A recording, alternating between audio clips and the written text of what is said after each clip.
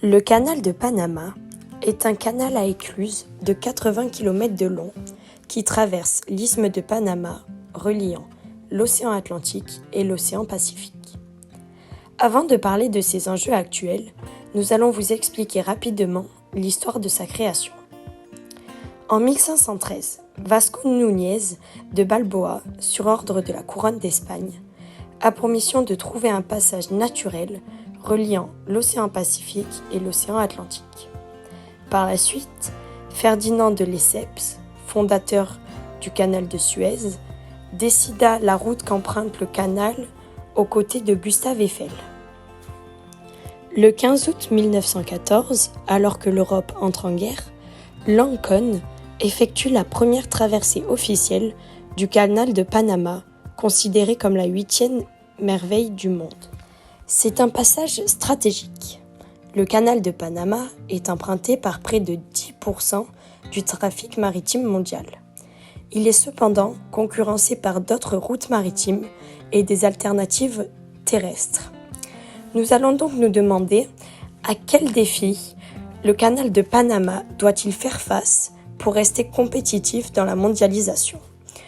Nous étudierons pour cela le fait que ce soit un canal stratégique pour le commerce mondial, favorisant la croissance économique, mais avec un avenir menacé. Un canal stratégique pour un commerce mondial. Tout d'abord, 90% du trafic de marchandises s'effectue par les mers. Par an, on compte 2 milliards de dollars générés grâce à un déplacement de 9 milliards de tonnes. L'activité du commerce maritime est donc importante et croissante grâce à l'amélioration des voies de passage. En effet, avant la construction du canal, pour passer de New York à San Francisco, il fallait parcourir 22 000 km alors que maintenant, il n'y en a plus que 9 000 km. De plus, chaque année, il est emprunté par plus de 4 000 navires transportant plus de 203 millions de tonnes de cargaison.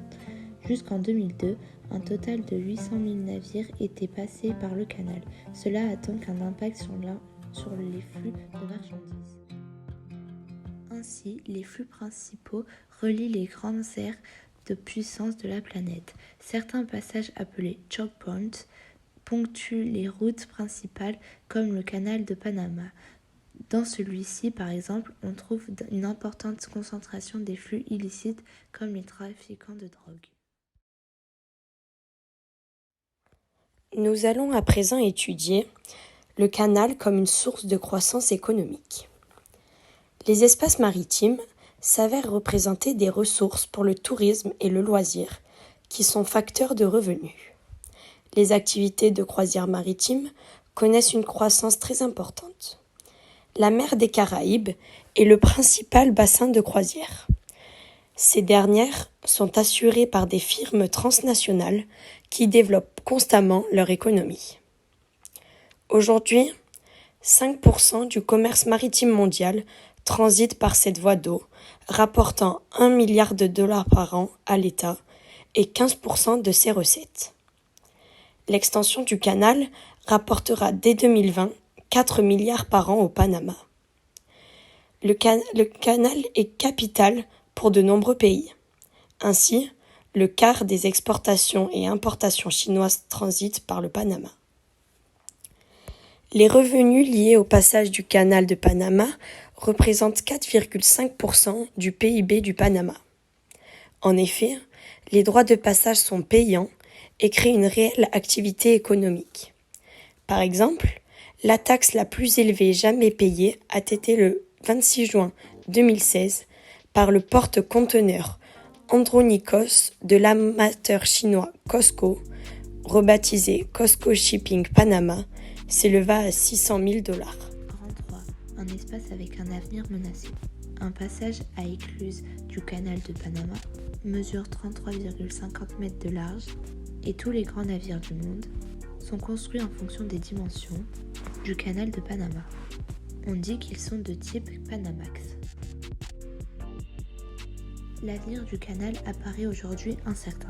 D'une part, les écluses sont trop petites pour les supertankers. À ce problème de dimension s'ajoute celui environnemental lié à la pollution.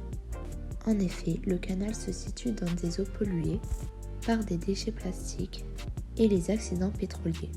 Les opérations d'agrandissement du canal et de la déforestation ont entraîné une pollution des eaux, se déversant dans les lacs alimentant les villes de Panama et de Colón. De plus, il existe un risque de l'augmentation de salinité des lacs, ce qui porterait préjudice à la faune et la flore. D'autre part, celui-ci fait face à une importante concurrence. Fin 2014, le gouvernement du Nicaragua a annoncé le lancement d'un grand canal. Par ailleurs, en provenance d'Asie orientale, le trajet à destination de la côte est des États-Unis est plus rapide de 4 à 5 jours par les ports de la côte ouest, puis par un trajet en chemin de fer par le nœud de Chicago. Le canal de Panama tente donc de retrouver sa place grâce à l'élargissement de ses écluses. Pour conclure, le canal de Panama est l'un des plus importants au monde. D'une part, dû à sa localisation, il devient un canal stratégique pour le commerce mondial. D'autre part, ce canal est une source de croissance pour le Panama. Cependant, ce canal a un avenir menacé et doit faire face à la concurrence et ses problèmes liés à l'environnement. Ainsi, augmenter la taille des écluses aurait comme conséquence de lâcher plus d'eau à chaque passage et les réserves du lac Gatún pourraient alors devenir insuffisantes. Néanmoins, la construction d'un deuxième canal est toujours d'actualité et les projets ne manquent pas.